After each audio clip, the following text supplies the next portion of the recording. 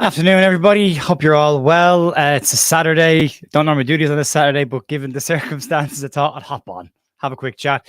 There are 267 people in chat. How is everyone doing? If you want to like and support the channel, you can by pressing the little thumbs up button. That's what 282. So that would be awesome. I'd really appreciate that. And also just channel logistics. We are 200 off of 12,000 subscribers, which is mind-blowing. New background, yeah, only for the live streams though, so the new background's going 4 favorite managers plus some of the Easter eggs over here for me, and a beautiful Intercities Fairs Cup just right here in the middle. Champions Europe. Right, so I'm gonna go into chat a little bit. As I always say with this, when we're doing these kind of brief updates, it's really hard to get through everybody in chat, and there's so many people there, so I am looking at it. I will throw up some comments every now and then, but if I don't get to your comment, I am sorry. But there's now 326 people in chat. This is going to get big, isn't it? Right. So like the whole purpose of this is to have a conversation around the news that came out last night and to try and go into the details a little bit more. I know not everybody has a subscription to The Athletic, so not everyone's got the detail that Phil Hayes put out earlier on today. And he's done a bang up job of breaking down all the questions people are likely to have. So we'll go through a few bits on that as well.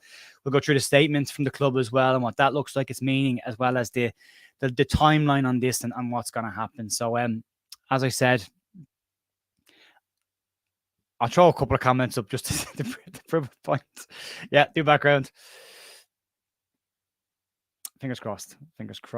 Jill Saville is here. Zach, how you doing, Zach? John Burke, how you, John? Jaguar. Mike Stevens is here. The Irish Leeds fan, just the one. Michelle Lee is here. Hello, Michelle. Ian's here. 97 Futures here. There's loads. Everyone's here. Nanny's homemade marmalade on toast. Clive is here. Hiya, Clive. How you doing, mate? You well? Theo also. Yeah, loads. Clive, as I said. Barry Dunn is here. Hiya, Barry. How are you, mate? And Bobby UK. I will dip in and out of the chat as we get through it. But as I said, there's now 400 people in the chat. So hello, everybody. As I said already, if you want to press the like button, that would really help the channel. If you don't understand why everyone asks people to like and subscribe, basically the YouTube algorithm is based around the fact that if people engage with your content grows quicker, gets put in front of more people. So if you would like to see this channel grow and help me with more content in the future, by pressing the like button or pressing subscribe, that helps the channel to grow, which helps me to do more things and add more bits and pieces. So, and as I've said before, anything the channel earns goes straight back into the channel, hence brand new microphone, new backgrounds, new green screens, all that kind of stuff. So that's how that all works. So anyway, let's crack on, and we'll start off with the initial statement that came out from Leeds United last night, which I would say get used to this. It's an unsigned statement. We saw the unsigned statement at the end of the season as well. I'll just fiddle around here real quick. I'll just change my layout real quick, and I'll stick up screen. Please hold. Your call is important. I have to mute the UFC website as well. But no, there we go. There we are. Now, sure. Here we go. So I'm going to just mute. They do this. This little thing gets going on in the corner and starts talking to me. So there's the statement from 49ers Enterprises. Flashy new graphic. Acer Ventures as well is on that. Update, Leeds United can confirm an agreement has been reached between Acer Ventures and the 49ers Enterprises for the purchase of the club. Both parties continue to work through the details, and further updates will be provided soon. All of our focus remains on a quick return to the Premier League. Thank you for your continued support, marching on together. And as you'll see, as I said, it's an unsigned statement, which I would get used to seeing from everyone I've spoken to who's a 49ers fan. Brendan Paniker on the American Leeds podcast is as well. The vibe from the 49ers is don't expect much public stuff. They do their work in private and in quiet behind the scenes. And I think as a Leeds fan now at this stage, I would take a couple of years of a quiet ownership model of just crack on in the background. Somebody did ask earlier on, does this mean now that we're going to have a faceless Leeds United? It's going to be a corporation running the club. And maybe that's not a bad thing for a while. Maybe it's a case of just letting a professional organization run the club while the football matters take care of themselves. And you know, no owners tweeting, YouTubers, no silly statements at 12 o'clock on a Saturday night after a Leeds game on Twitter. All that stuff can go well, that nonsense, and we can actually get to a stage where we've got a club that's professionally run. Now, all of this should be caveated with the premise that they're going to be good owners. Now, if you take the ownership over the last couple of years, you had Bates, the worst, the absolute worst. Ridsdale, pretty close, although he wasn't an owner as such. Cellino takes it off Bates. It gets slightly better after him, and then Cellino passes it on to Radrizzani. It gets better after that, and we get a decent run with Radrizzani of good times before it starts to turn sour. And he has now handed it on to the 49ers. So the hope with this would be that it's just progressing, gradually getting better and better, and then we hopefully now in a situation that we can move on. Love to see a couple of thumbs up or thumbs down in the chat. If you are you happy with this? Do you think this is a good move? Do you think it's the right move at this time, or are you against this? It'd be interesting to see. Jersey New Jeff selling a Saturday afternoon. Mark, I am definitely not. Nobody can lace that man's boots. Nobody. Right, so let's get to the next part of this. Let's go through the statement from the Phil Hay article on The Athletic, which I really hope they don't mind me sharing on the screen. We'll skip past most of this. We'll start off with a couple of bits and pieces, and this is who or what are the 49ers Enterprises. This is what keeps coming up. So it says here, the name itself needs no introduction. The US fund has been on the scene since 2018. We can skip past that. We could probably skip past the next bit as well. Who is in this? So bypass that. Now, at the core of this group, there's a collection of around 11 key investors. The big players in the takeover and the source of the high percentage of cash needed to buy Leeds, the Lowry Group, the Australian family, the Australian family and property empire presented Leeds director Pete Lowy has been part of the project for 2 years now. These are the most relevant people to this project. There's expected to be 2 additional members added to the board. There's 60 people in this entire investment pool. We've seen Larry Nance, as well as a couple of other NBA players that are involved in this as well. I did write somebody's name down. I can't find it now. There's another NBA player involved with this as well. So they're all junior people. They're all at the lower level of this tiering. They won't have a day-to-day. And this is the piece that's really, really important. You got this here. New Orleans Pelicans basketball player Larry Nance from Hints, blah, blah, blah. And then you get to the next part, and it's, will these people be involved in the day-to-day running club? And the answer is no. The important aspect of Takeover, as much as there are numerous individuals behind 49ers Enterprise acquisition, Leeds will not be run by the whole collective as a committee. Marate, Leeds Executive Vice President, becomes the new chairman and will actively be responsible for the overhaul of the management of United. Colin Meader, who is a colleague of Marate and another senior figure of 49ers Enterprises, is joining the Ellen Road board too. In total, there could be as many as 5 new directors appointed, representing an investment group. So you will see people leave the board now. Marate and Meader will spend time in England, but are expected to be predominantly in the US. As a result, 49ers Enterprises will retain existing Leeds CEO Angus Kinnear to oversee the day-to-day operations, ultimately answering to Marate. Kinnear is heavily involved with bringing the completed buyout of Radrizzani to a successful conclusion and is seen as an asset by the Americans. irrespective of the decline of the club performances over the past 2 years, one thing 49ers is clear about is the need for a larger senior management team at Eden Road. I think we can all probably agree with that as well. A couple of questions. So does this mean the Rads out? March is off. It would appear so. Yes, it would. Yes, it would. That would look likely. Zach, I think the 49ers would have a good idea the Leeds fans want by now. I think this will be good. We just need to be a bit patient with it. Yes, patience is important here as well. Ghost Spectre, hey, Jer, good news at last. Yes, 100% top news. Ground improvements are well needed. We'll get to that in a second because Ellen Road does come into this. So what does this mean for Rathmar? Yeah, suppose that. Very strong organization. And it appears so. We can get into that again in a bit more detail in a sec.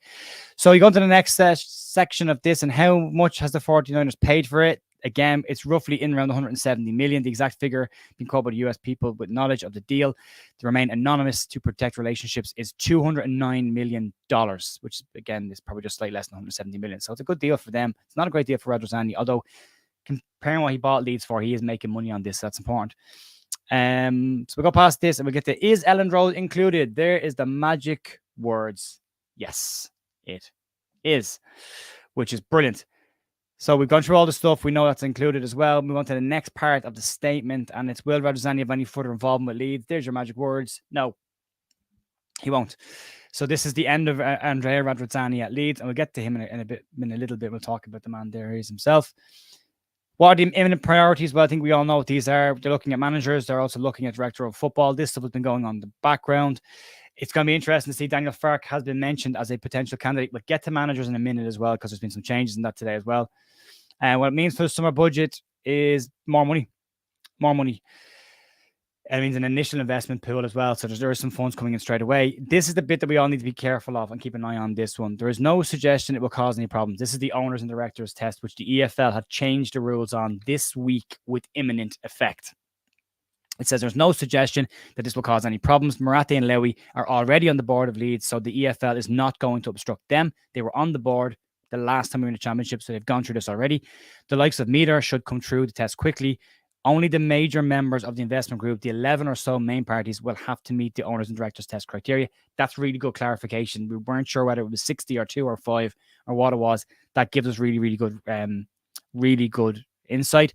The more minor members will not be subjected to this, given the fund is made up of established corporate figures. Digging into their backgrounds and security assurances about their wealth should be fairly straightforward. Expect a quick turnaround on this.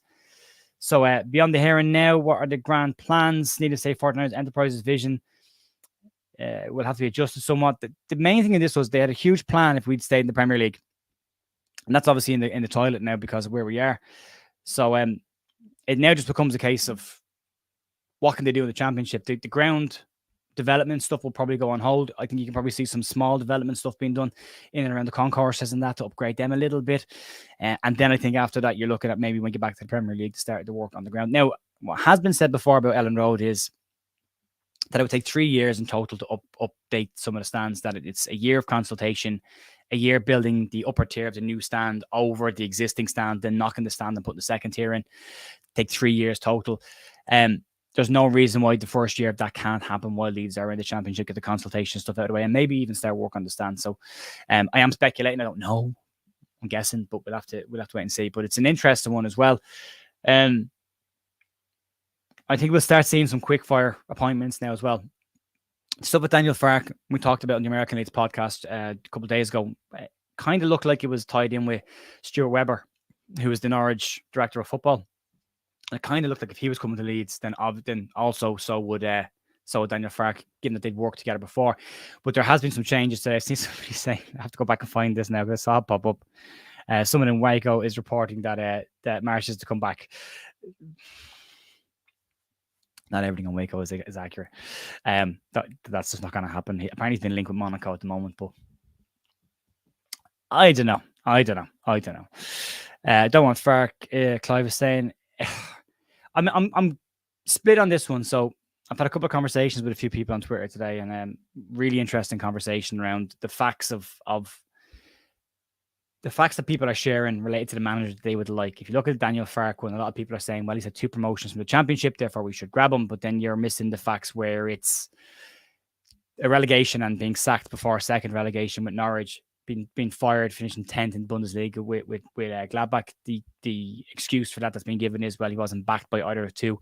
And then look at someone like Carlos Corberán and the argument he hasn't achieved anything, which trophies don't always mean achievements. Coaching a squad to be better is an achievement in itself. But if you look at the argument there, the argument for him is, well, he wasn't given any money either. He coached two teams in England that didn't have any money at all. And Olympiacos in Greece is an absolute mental place. So you can nearly discard that. So it's just important, I think, that if we're looking at these people and look at them objectively, that we include all the good and the bad in this. Yes, Carlos Corberán was fired from a job. Yes, Carlos Corberán can be slightly negative with his tactics at points. Daniel Farke has a really good record of getting teams into the championship, but has struggled when he's got there and has struggled in the Bundesliga. So top flight has not been perfect for him. There's loads of Steven Gerrard is a bad manager. Full stop. Move on.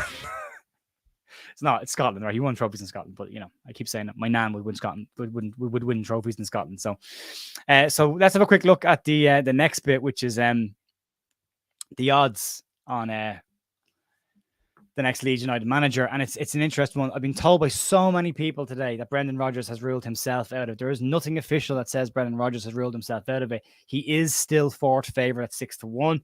Daniel Farke's gone in 2-1. But the news this afternoon on Daniel Farke is that apparently Celtic are interested in speaking to Farke about replacing Ange Postecoglou as well. So he could be off the thing completely. Corberán and Gerrard are still tied at 3-1. There were some information coming out of the club that the people in the club were very fond of Corberán and wanted Corberán. The Gerrard one seems to lean back to his time when Victor Orta was in charge. Orta was a fan of Gerrard's, and Rodgers likes Gerrard as well. Brendan Rodgers is said to be the 49ers' number one choice. Again, it's a number one choice. It's not a guarantee. Evening, Juan. How are you doing, mate? Keep an eye on Jesse Marsh. It's not going to happen, mate. It's not going to happen. I think we can move away from them. A couple of interesting ones in this list, though. Diego Flores has popped in at 14-1 as well. How Scott Parker has even been linked with jobs after the horrendous year he's had between Bournemouth and Bruges. He's just had an awful time. Players turning on him publicly in Bruges. And then there's a sneaky one down the end. And this one divides people. Jon Dahl Tomasson, in my opinion, would be a very good appointment. He plays a very nice brand of football, is a good coach, and is a good up-and-coming coach, and is very aware of how to deal with people at top end as well, having played for AC Milan and good clubs as well. So it would be interested. Mark is saying, I'm surprised Rafa's not been mentioned. I think the reason Rafa's not been mentioned is because Rafa made it clear last year his next job, he wants to have a European prospect. That's what he's looking for, or a team he can turn into a European prospect. So yeah, it's got to be interesting. Lee Bowyer has fallen down to 14-1, but again, we did the interview with Tyler during the week from Charlton, has his own YouTube channel, and got some good insight into the pros and cons against Lee Bowyer. He does have an ability to take a squad of underperformers and get a lift out of them initially and boost them up. He can coach young players to be better, but then there is always that ceiling that he hit with Charlton, and he hit the same ceiling with Birmingham, where it's right, I've taken these players as far as I can go. Now we need to reinvest in the squad. Can we do that? And the answer, unfortunately, generally has been no. Isn't Diego Flores in the Uruguay setup? I don't know, Tom. It's worth checking out, though. Let me do a quick check. Hey, where is Diego Flores now? That's a really good show, Tom. Diego Flores. Obviously, there is a link back to Marcelo. Doesn't say that he is. Diego Flores, 2023 at Godoy Cruz, who are no idea where these are from. Argentina. He's putting this at an Argentinian club. Now, he could be, this might not be updated. It could be a case that he is actually still involved with Bielsa, but Flores would be a nice candidate as well. There's a bit about this. Like I'm all for bringing in managers who have similarities to Bielsa, because let's be honest about it, that's the style of football we all fell in love with over the last couple of years. But there are some practical stuff. Mexico, thanks, Clive. Mexico, appreciate that. Boyer hasn't got a plan B. Well, he said he hadn't got a plan B in his first season. Now he has changed the system from 4-4-2 to 4-2-3-1, which suggests he's been a bit more open. But young managers trying to stick to their guns, you can kind of understand that. But this is my outside show, Jon Dahl Tomasson. I would be pretty happy with this, to be honest. I've not got a problem with Farke getting it, but as I say, I'd like the argument around Farke to be more balanced, and like, don't just say he's got promotions, but also Put in the fact that he's been in the top flight and failed twice. People say that he didn't get 2 relegations. He was sacked before the second relegation, but that's an indictment that the club was going down anyway, and they weren't sure they could stay up. If that was the case, you could just say that, well, Jesse Marsh getting sacked there in the season for Leeds, that means he's not responsible for Leeds relegation, which he is definitely has a hand in. Graham Potter, I think he's ruled himself out of the Leicester running, so he could still be available.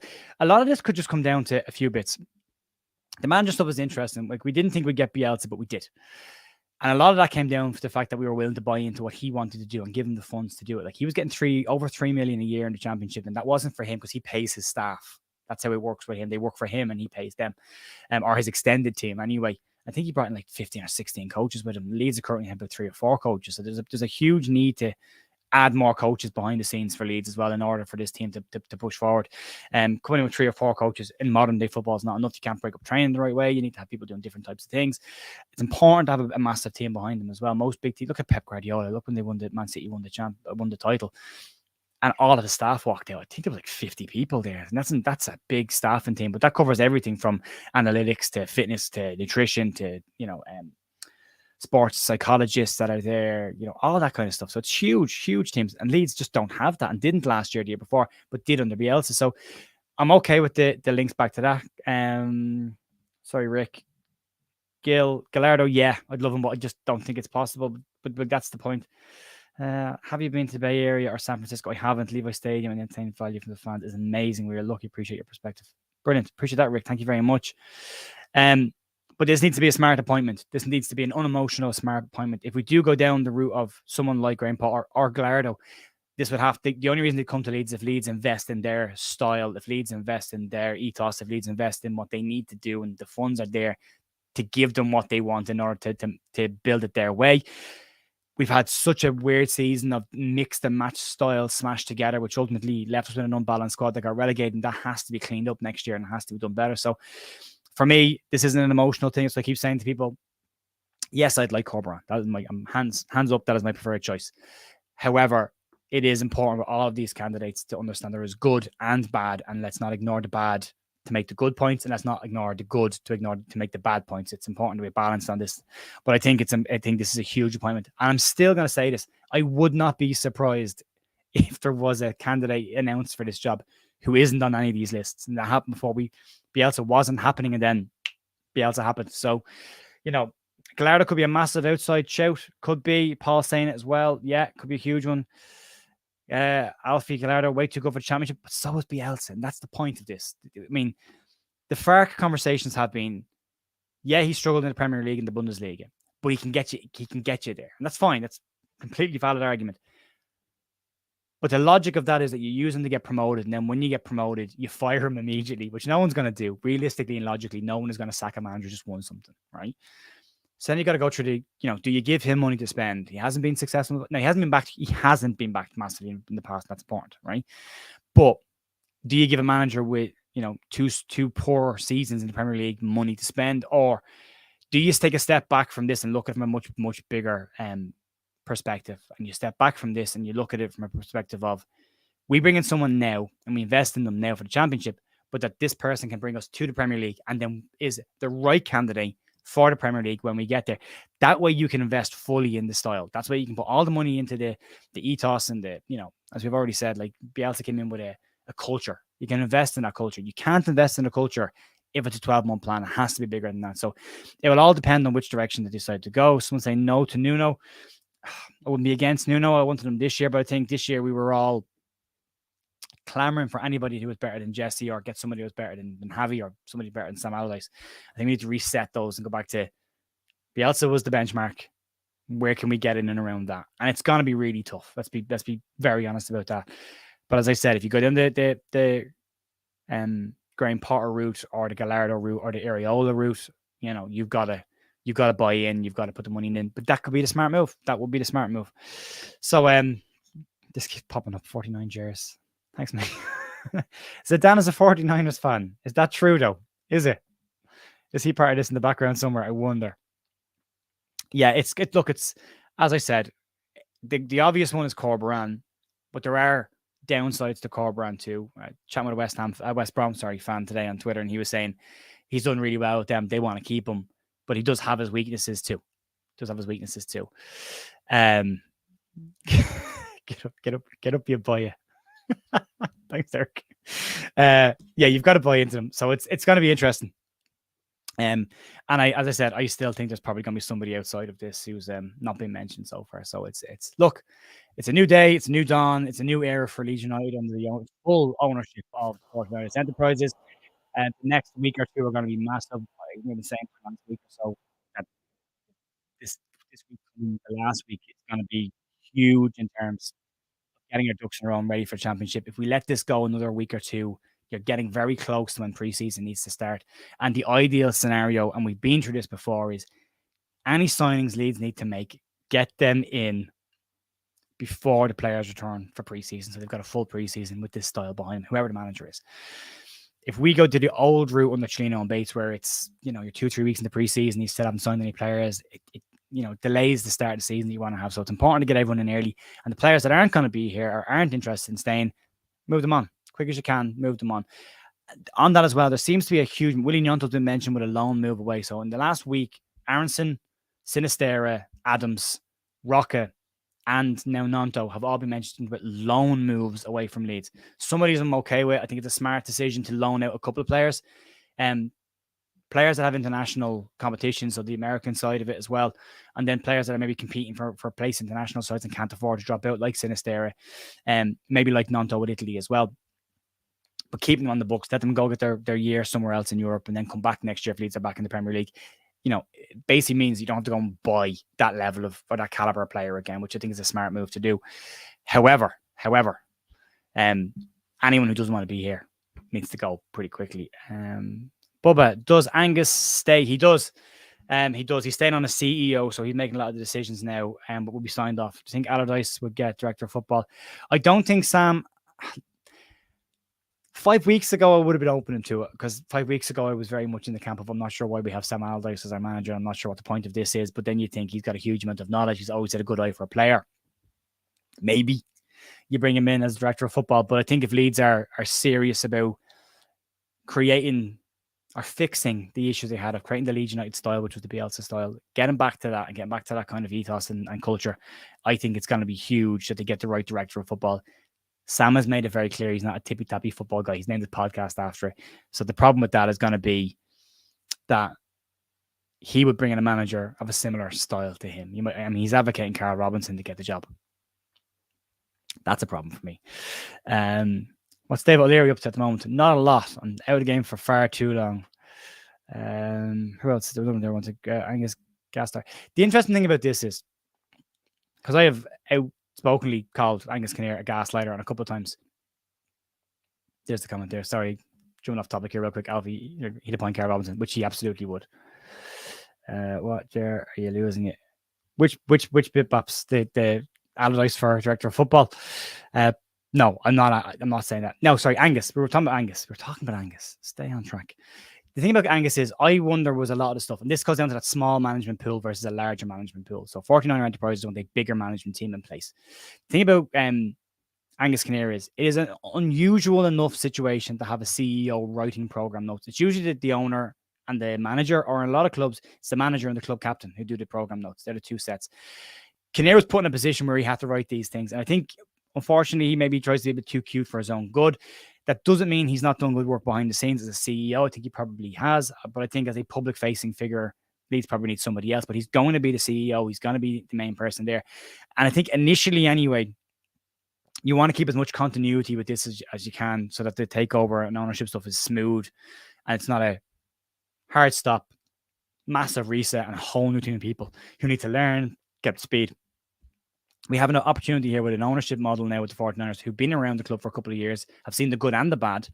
And then you've got a CEO who also knows it as well. So, Babs, no, I'm not advocating for Sam Allardyce as director of football. I'm saying that a couple of weeks ago, I would have seen the logic in it. But a couple of weeks ago, it was such a nightmare at Leeds that at that point you're going, yeah, maybe, because anything was possible at that point. But no, I think I would like to see Leeds go back to the cultured football that we've had before. Yeah, Ryan Lowe's been mentioned before. Ryan Lowe's mentioned last year as who Radrizzani wanted long-term as a Leeds coach. But I think they'll struggle to get Ryan Lowe now, being honest with you. He's definitely going to want to crack at the Premier League. Love Robbie Keane to stay. Robbie's an interesting one. I like Robbie, but what I will say about Robbie is this. His coaching career has been interesting. It didn't work at Middlesbrough with Jonathan Woodgate, and then Woodgate's managed to stay at Middlesbrough as a coach, but Robbie didn't. He came into the Ireland setup as a coach when Mick McCarthy came back, and then they all left, and Robbie wouldn't cancel his contract with the FEI and just sat on the books with the FEI, just picking up a salary that the FEI couldn't afford to pay him anymore, and he was just picking up the salary and refused to cancel his contract. So there's some issues there. I'm not sure I like his style on that kind of stuff, but I would like to see him stick around as a coach. The issue here is Leeds have 3 main coaches. Leeds need way more than 3 coaches, way more. So as Robbie is part of an overall coaching team, absolutely. Robbie as an assistant manager or a head, first team coach, not so much for me, but maybe over time. Gary McAllister, I have no interest in Gary McAllister. I am not that. I loved him when he played for Leeds. Didn't like how he left Leeds. Came back to Leeds as a manager. He did reasonably well to start. Didn't get financial backing, but didn't end well for Macca. I'm no. He's not. He's a no for me. But Roy Keane for Leeds United. A couple of years ago, he probably would have got a couple of yeses on that. Now, not so much. But look, as I said, I still think it'll be somebody who isn't on that list that might pop up. Fanta says, sure, the 49ers can lure top manager. I think a new ownership should get there. It's going to be money. Look, people have morals. People have ideas about themselves, but a big bag of cash changes a lot of people's opinions pretty quickly. So if they throw the money at a good coach, maybe. From Huddersfield to West Brom, has Coburn taken his own group of coaches? I actually don't know. It's a really good question. It's a really, really good question. And then there, I think players may make a U-turn to new ownership. It's very possible as well. Coburn makes too much sense. Sonny, that's where we need to get to. These need to start making decisions that actually make sense. How you Gav? How's things? They need to start making decisions that make sense. Simple as that. There's a shout for Chris Hughton as well. If you're talking about Irish managers, Chris Hughton did a great job in the Championship. He's had a couple of bad years, making some really bad choices. He went to Ghana for a bit as well. It was just, I get that you want to stay busy, but probably not a great shout. Folks, before we wrap up, there's 852 people watching live, which is amazing. I really appreciate your time. If you want to support the channel, as I say, you want to help us grow, you can press the like button. That really will help the channel push on. So thanks for that. And as I said, we're 200 subscribers off 12,000. So the channel's exploded in the last couple of weeks. And I keep saying it, and I keep on saying it, and I mean it when I say it. I am very grateful for everyone who has watched the video, agreed with me, or disagreed with me. Anyone that's contributed to this has been brilliant, because this really helped me out. So I really appreciate that. So thank you very much. I'm going to let you go. I'm going to wrap this up now. I have agreed to do a Twitter space with Pau over on Twitter. So I'm going to try and get over there as quick as I can for a couple of minutes. And then I have to head out because my fiance has been wedding dress shopping today. So I need to bring her out somewhere now as well. So that's happening this evening. So right, folks, it's been an absolute pleasure chatting to you. Thank you very much for popping in and spending some of your Saturday afternoon. Go out and enjoy the sun and get ready for the Champions League final as well. Fingers crossed Calvin gets to get a few minutes on the pitch and picks up his medal. So massive thanks again, as always. And I will be back on Monday morning for Leeds news. I'll see you then. Thanks.